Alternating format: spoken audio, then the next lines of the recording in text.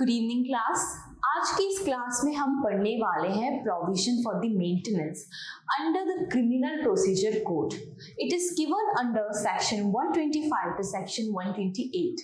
This provision is for the maintenance of wives, children and parents.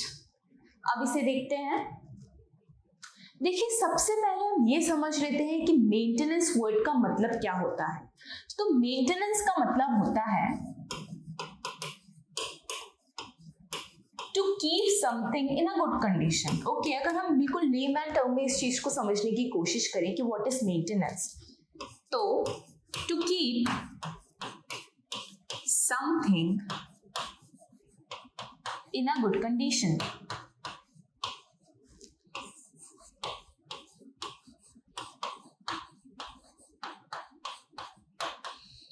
जब हम बात करते हैं कि मैं अपने कार का मेंटेनेंस करा रहा हूँ, अपने घर का मेंटेनेंस करा रहा हूँ, इसका मतलब है कि ये ऐसी चीजें हैं जिनको समय समय पे रिपेयरमेंट की जरूरत पड़ती है।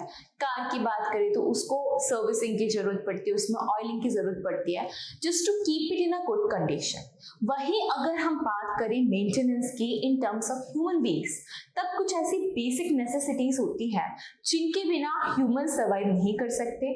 तो उन नेसेसिटीज को फुलफिल करने के लिए कोड जो एक मॉनेटरी अमाउंट प्रोवाइड करता है उसको हम मेंटेनेंस कहते हैं। तो मेंटेनेंस का मतलब कभी भी मॉनेटरी टर्म में होता है।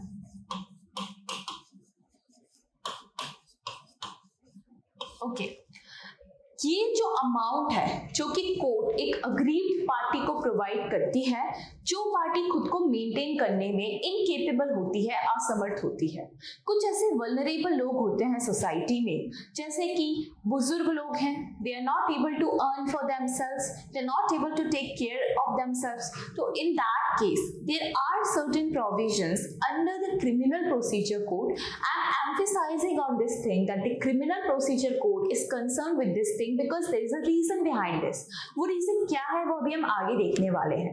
बट कुछ ऐसी बेसिक नेसेसिटीज होती है जिसको फुलफिल करने के लिए कहा जाता है कि कोर्ट मेंटेनेंस दे रहा है, तो ये मॉनेटरी टर्म्स में होता है।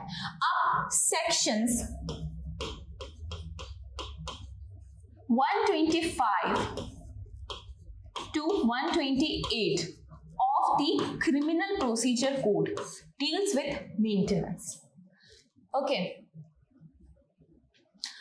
वैसे तो मेंटेनेंस जो है वो एक सिविल लॉ के एम्बिट में आता है। हमारे पर्सनल लॉज हैं जो कि मेंटेनेंस को इंक्लूड करते हैं। There are several acts, for example Hindu marriage act is there of 1955, Hindu adoption and maintenance act is there, then there is special marriage act and other laws, personal laws basically. For example domestic violence act जो है उसके भी कुछ sections हैं जो कि deal करते हैं मेंटेनेंस के प्रोविजन से। Parsi marriage act is there and divorce act, that is उसके भी कुछ सेक्शंस हैं, particularly section 39 to section 40। These sections deal with the maintenance। जो हमारे पर्सनल लॉज होते हैं they are civil in nature।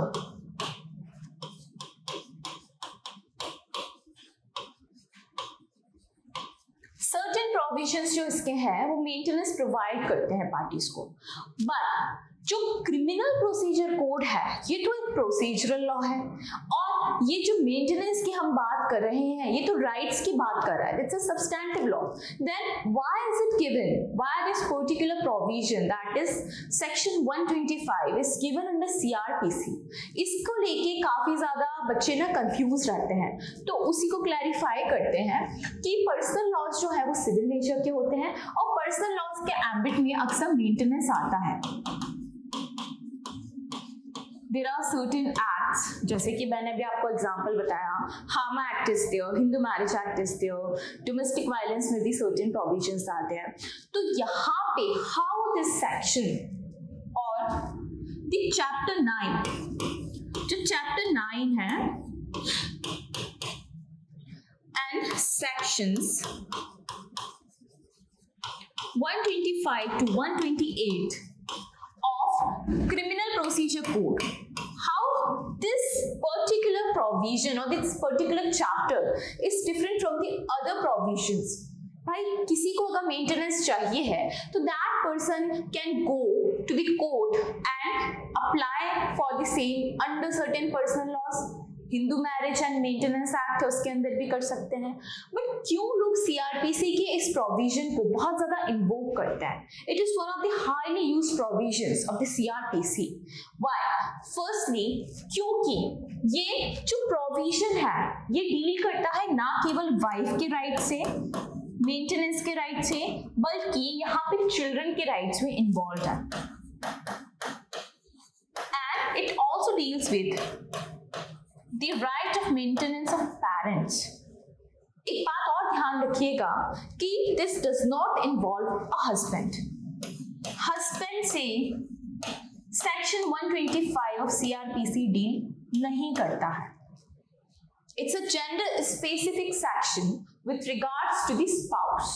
ये सिर्फ वाइफ के लिए ही बात करता है मेंटेनेंस की, इसमें हस्बैंड को इंक्लूड नहीं किया गया है। ऑलराइट, सो अब हम ये देख लेते हैं कि हाउ दिस पर्टिकुलर प्रोविजन और this code is different from this civil laws. देखिए सबसे पहले हम कॉन्स्टिट्यूशनल जो इसके प्रोविजन है उसके अंदर जाते हैं। So there is this article 15(3). ये आर्टिकल कहता है कि स्टेट जो है विमेन और चिल्ड्रन के जो राइट्स है उनको प्रोटेक्ट करने के लिए ऐसे सर्टेन लॉस बना सकती है जो कि उनके बेनिफिट के लिए है। Then there is this article 39। ये बात करता है कि हर इंसान उसको कुछ ऐसी बेसिक नेसेसिटीज हैं जो कि मिलनी चाहिए। पेरेंट्स हो गए, वल्नरेबल सेक्शन हो गया सोसाइटी का, विमेन हो गई, चिल्ड्रन हो गए, so they are they have this right, they are entitled for certain basic benefits जो कि उनको मिलते रहने चाहिए to sustain a decent life। एक क्वालिटी ऑफ लाइफ को लीड करने के लिए there are certain basic necessities जो कि फुलफिल होनी चाहिए। एंड इन केस अगर ये नेसेसिटीज फुलफिल नहीं हो रही है तब होमलेसनेस होगी, स्टारवेशन की प्रॉब्लम होगी, उनके पास पैसा कमाने का कोई सोर्स नहीं रहेगा तो वो ऑफेंसेस करने लग जाएंगे। तो ये सारी चीजों को देखने के लिए there are certain constitutional provisions as well. तो इन सभी प्रोविजंस को देखते हुए section 125 of the criminal procedure code came into being. अब इसको क्रिमिनल प्रोसीजर कोड में डालने का ये रीजन था because it provides speedy remedy.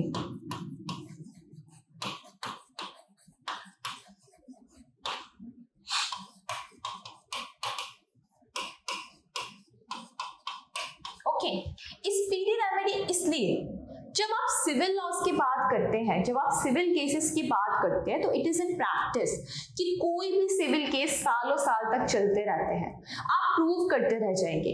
अगर आप मेंटेनेंस के लिए सिविल कोर्ट्स को अप्रोच कर रहे हैं तो वहां पे क्या होता है, जो कोर्ट है वो डीपली सारे फैक्ट्स एंड सर्कमस्टांसेस को देखता है। अगर एक वाइफ है जो कि मेंटेनेंस के लिए she is approaching to a civil court and she is asking for maintenance, in that case court is going to look into a lot of facts and details. वो देखेगा कि क्या जो मैरिज है, जो हस्बैंड और वाइफ के बीच में जो मैरिज थी वाज इट अ लीगल और अ वैलिड मैरिज। तो ये सारी टेक्निकलिटी इसमें कोर्ट जाता है और इससे प्रोसीजर जो है वो काफी कम्बरसम हो जाती है। इसमें काफी सारा फाइनेंशियल बर्डन भी इनकर करना पड़ता है और साथ ही साथ इसके लिए काफी ज्यादा टाइम भी इन्वॉल्व करना पड़ता है।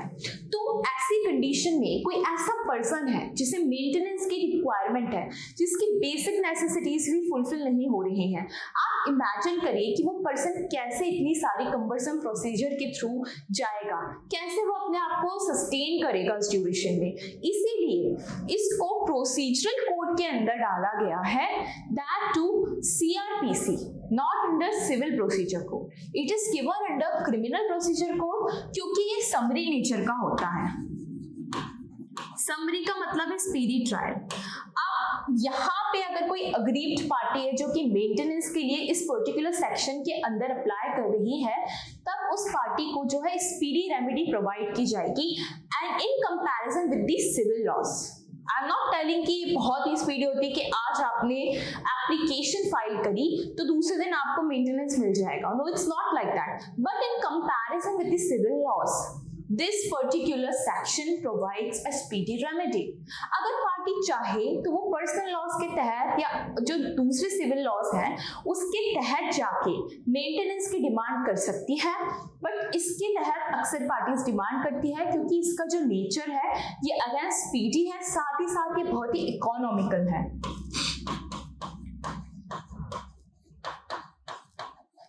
ओके, अब एक बात हमेशा ध्यान रखिएगा कि सेक्शन 125 सीआरपीसी के अंदर अगर कोई पार्टी मेंटेनेंस की डिमांड कर रही है तो it's not a complaint, it's basically an application.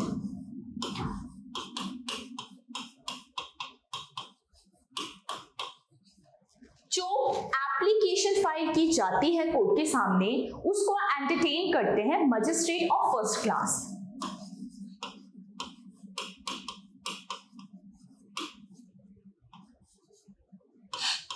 Okay, nobody less than him। तो एक एप्लीकेशन जो अग्रीव्ड पार्टी है वो फाइल करेगी कोर्ट के सामने under this provision and the magistrate of first class is going to entertain that application. तब वो फैक्ट्स एंड सर्कमस्टांसेस देखेंगे, वो पार्टीज की कंडीशन देखेंगे, वो प्राइमा फेसी चीजों को देखेंगे कि भाई जो मैरिज थी उसकी क्या कंडीशन है, वो बहुत डिटेल में नहीं जाएंगे सिविल कोर्ट्स के जैसे। और इसके तहत क्योंकि इससे speedy trial, speedy remedy provide की जानी है अग्रीव्ड पार्टी को, तो वो मेंटेनेंस क्या करेंगे, प्रोवाइड करेंगे, एक ऑर्डर देंगे मेंटेनेंस का।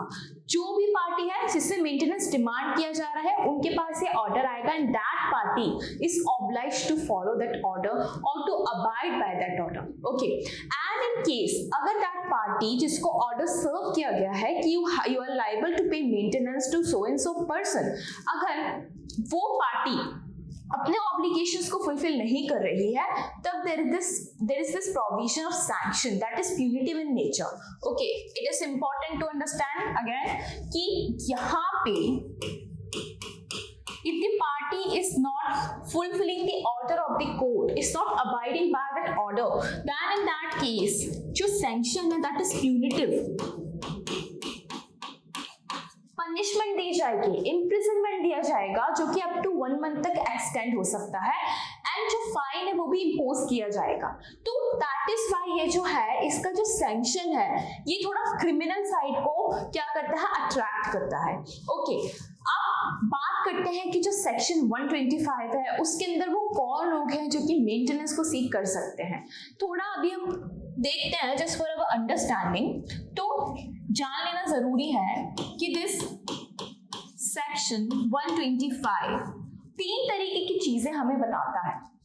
पहला तो है कि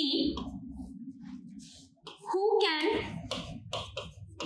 क्लेम मेंटेनेंस।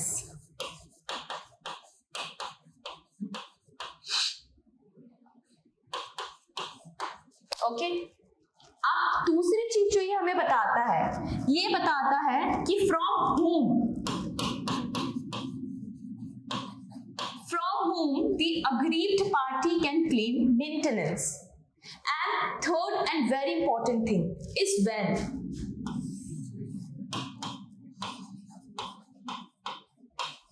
जरूरी नहीं है कि आप मेंटेनेंस को क्लेम कर रहे हैं, सीख कर रहे हैं तो कोर्ट आपको बिना सोचे समझे यूं ही उठा के मेंटेनेंस दे देगा। There are certain conditions, there are certain things that the court will look into. कब मेंटेनेंस प्रोवाइड किया जाएगा, कितना उसका क्वांटम होगा, कब उसका अल्टरेशन होगा, ये सारी ही पावर कोर्ट रखता है। जरूरी नहीं है कि आज आपको एक सेट अमाउंट ऑफ मेंटेनेंस अगर प्रोवाइड कर दिया गया है तो वो हमेशा ही चलता रहेगा। No, it is subject to the alteration, it is subject to the changes, so that the court will look into। अब जब हम बात करते हैं कि who can claim maintenance, तो सबसे पहले तो है वाइफ। अब वाइफ की भी क्या है, कई सारी कंडीशंस हैं कि क्या वो लॉफुली वेडेड वाइफ थी, क्या एक डाइवोर्स वाइफ मेंटेनेंस को क्लेम कर सकती है, क्या मैरिज लाइक जो रिलेशनशिप्स होती हैं, लिव इन रिलेशनशिप्स होती है, उसके तहत अगर कोई पार्टीज रह रही हैं तो क्या उनमें से जो विमेन है वो मेंटेनेंस क्लेम कर सकती है। तो there are certain provisions for this as well. जब हम सेक्शन को पढ़ेंगे तो I will explain you one by one. And again we have children,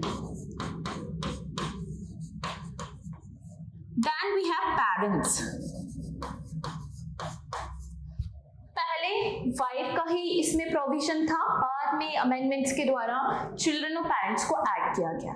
यहाँ पे स्पीडी ट्रायल की बात होती है, इकोनॉमिकल है, लेस कम्बरसम प्रोसीजर है, इसलिए जो भी पार्टीज मेंटेनेंस को क्लेम कर रही होती है अक्सर they take recourse of this particular section. And now from home, तो अगेन अगर वाइफ है तो वो अपने हस्बैंड से करेंगी।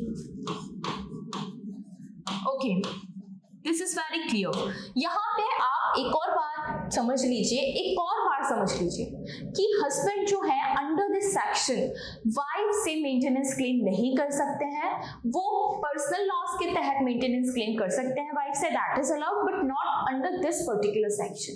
एंड देन जो चिल्ड्रन है वो अपने मदर या फादर किसी से भी कर सकते हैं। देन जो पेरेंट्स हैं वो अपने सन या डॉटर किसी से भी कर सकते हैं।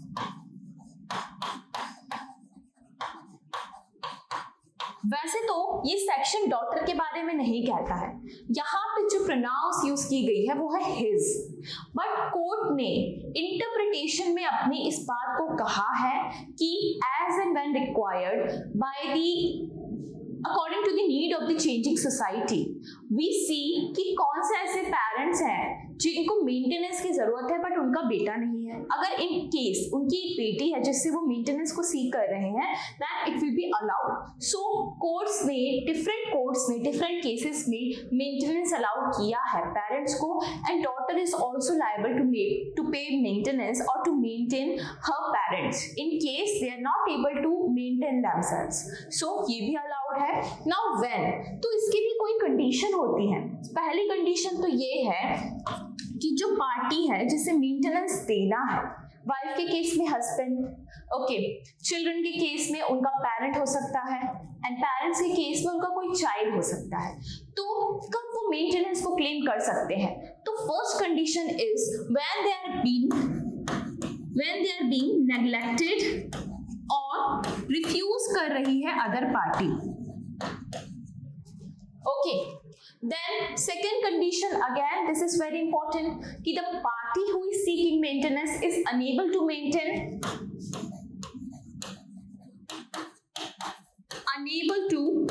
maintain itself। ओके, सो ये अगर हम अभी जब आगे सेक्शंस को पढ़ेंगे तब हम उसमें डिटेल में पढ़ेंगे कि वो ऐसी कौन सी कंडीशंस होती हैं। तो ये था इसका एक ब्रीफ आइडिया। अब हम प्रोविजन को देखते हैं कि प्रोविजन क्या कहता है। सबसे पहले तो ये कैसे इसका डिवीजन है, ये particular chapter 9 of the code क्या कहता है। तो इसका जो सेक्शन 125 है, talks about the order of maintenance and person to be maintain. ये बताता है कि ऑर्डर ऑफ मेंटेनेंस कैसे, मतलब किन लोगों के फेवर में दिया जाएगा और उसे कौन देगा, मेंटेनेंस को कौन प्रोवाइड करेगा और किन लोगों को मेंटेनेंस प्रोवाइड किया जाएगा। Now we have section 126 that talks about the procedure as well as the jurisdiction, की पार्टीज कहाँ पे डिसाइड कर रही है, कौन सा कोर्ट का ज्यूरिसडिक्शन बनता है उनको मेंटेनेंस प्रोवाइड करने का। Then we have section 127 that talks about the alteration, the changes in the maintenance, क्योंकि आज जो मेंटेनेंस फिक्स किया गया है it is subject to the changes in the future, कम भी हो सकता है, ज्यादा भी हो सकता है। अब इसका एनफोर्समेंट कैसे होगा ऑर्डर का, it is dealt under section 128।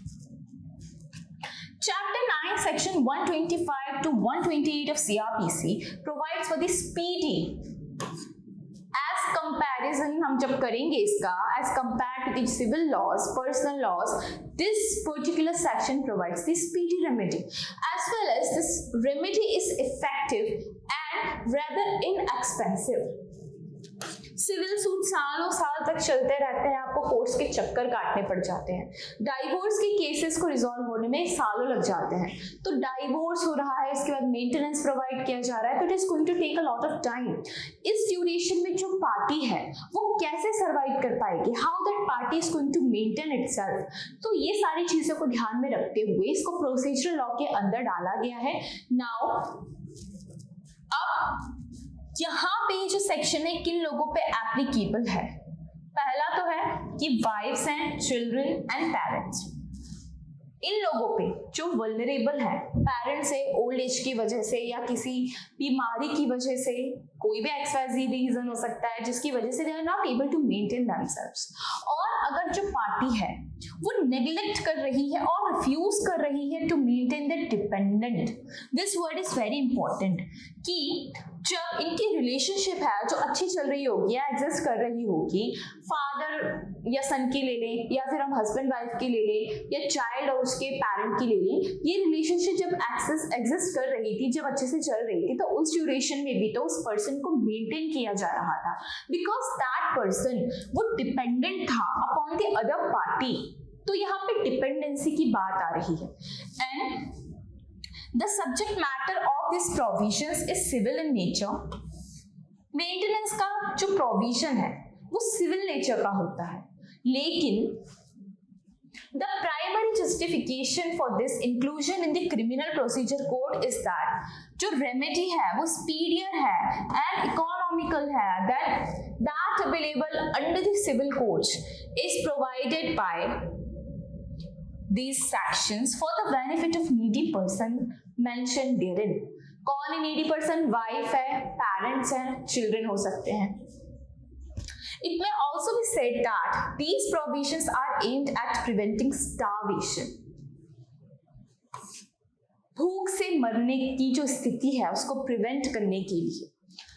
वैग्रेंसी, homelessness है कि उनके पास शेल्टर नहीं है, how they are going to sustain themselves, where are they going to live. So these kind of जो बहुत ही बेसिक कंडीशन है, बहुत ही जो सोशल नेचर की जो कंडीशन है जिसको हम बहुत ही ज्यादा बेसिक मानते हैं for a human being to survive, ऐसी कंडीशंस को फुलफिल करने के लिए, ऐसी कंडीशंस को ध्यान में रखते हुए ये प्रोविजन बनाया गया है। और अगर ये कंडीशंस फुलफिल नहीं हो रही हैं, कोई भूख से मर रहा है, कोई होमलेस इंसान है, तब वो क्या करेगा? वो लीड करेगा for the commission of crime.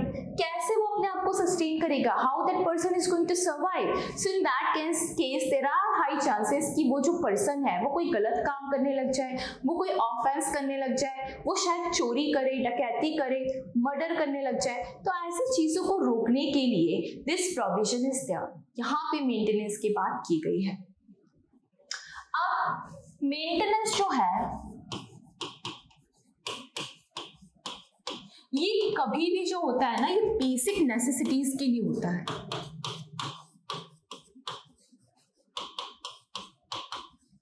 Basic necessities में आ सकता है food, clothing,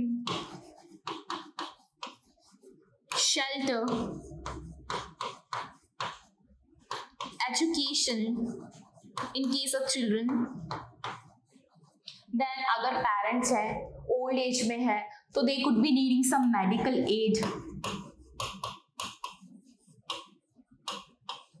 and other basic things।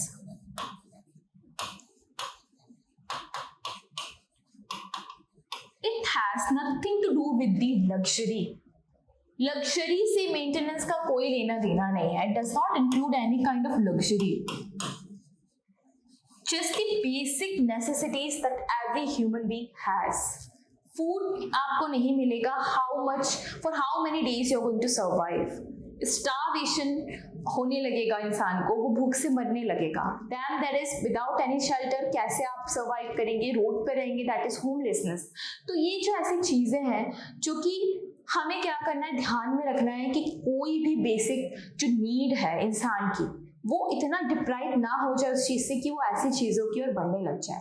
अब ये जो नेसेसिटीज है जो कि बेसिक है, अगर फुलफिल नहीं होंगी तो क्या होगा? अगर विमेन है तो हो सकता है वो प्रोस्टिट्यूशन की ओर जाना पड़ जाए, उनको प्रोस्टिट्यूशन हो जाए या फिर उनका ह्यूमन ट्रैफिकिंग हो जाए। बच्चे हैं तो उनको सड़कों पे खड़ा करवा के भीख मांगने का भी आजकल बहुत चल रहा है कि जो बच्चे घूमते रहते हैं, होमलेस हैं, they just stand by the road and they just ask for some money. उनकी कोई एजुकेशन नहीं होती, उनके फ्यूचर का कोई पता नहीं होता है, and they are led towards a life that is miserable basically. Women है, उनके साथ कई तरीके के क्राइम हो सकते हैं, चिल्ड्रन के अगेंस्ट कई तरीके के क्राइम हो सकते हैं, ओल्ड ओल्ड एज में अगर पेरेंट्स है, they are not able to maintain themselves and they are living on the road, तब उनके साथ कई तरीके की दुर्घटनाएं हो सकती हैं, क्राइम हो सकता है।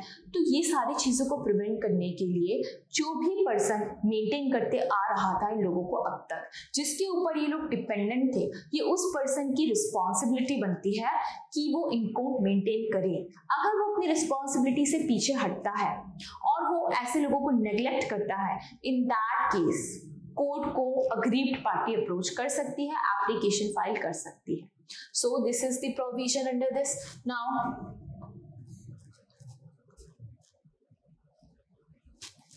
स्कोप और ऑब्जेक्ट क्या है?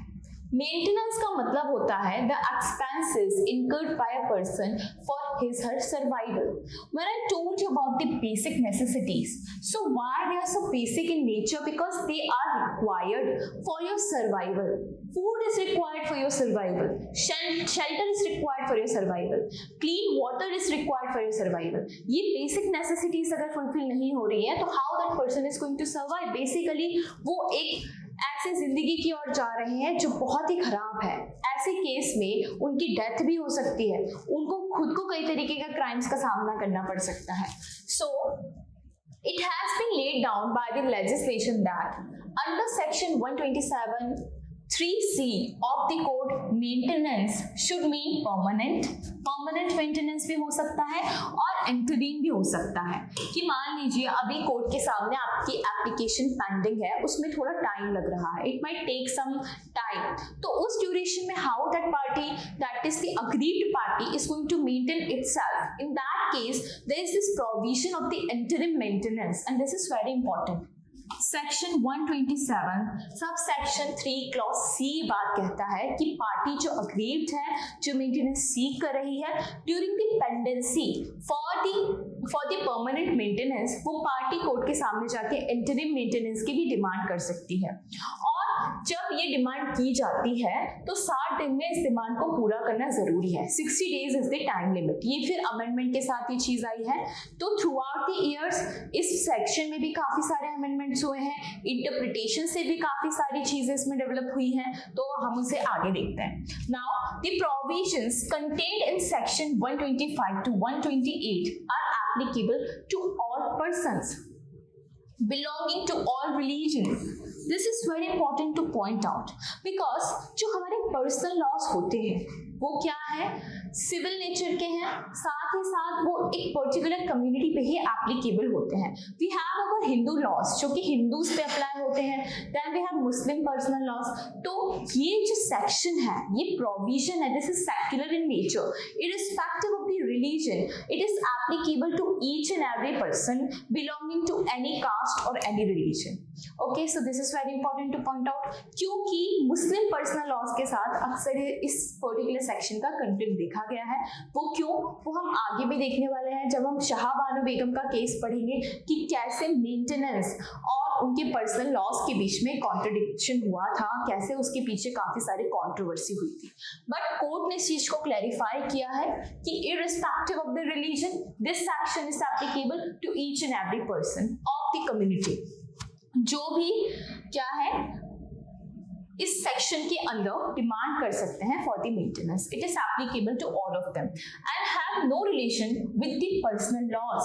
This section is independent of the personal laws, doesn't matter Hindu personal law क्या कह रहा है, उसमें मेंटेनेंस का क्या प्रोविजन है, कैसे उसके तहत आप मेंटेनेंस को क्लेम कर सकते हैं।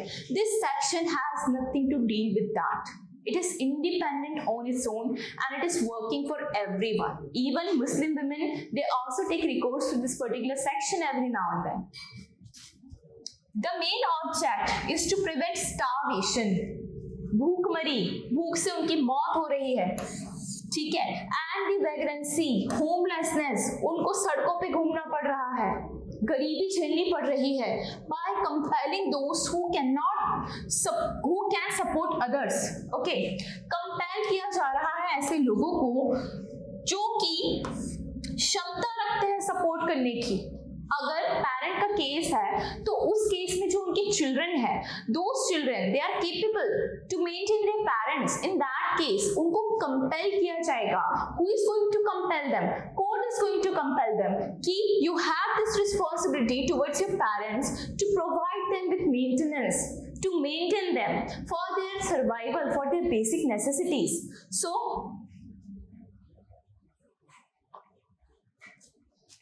and किसके लिए मेंटेनेंस दिया जाएगा? Those who are unable to maintain themselves, and the said person has moral claim. Moral obligation भी है उनका, और साथ ही साथ ये उनका लीगल ऑब्लिगेशन भी है कि वो ऐसे वल्नरेबल लोगों को मेंटेन करें जो उन पर डिपेंडेंट थे या अभी भी डिपेंडेंट हैं. पेरेंट्स के लिए है this section, end of course for wife that it is independent on its own and it is working for everyone. Even Muslim women, they also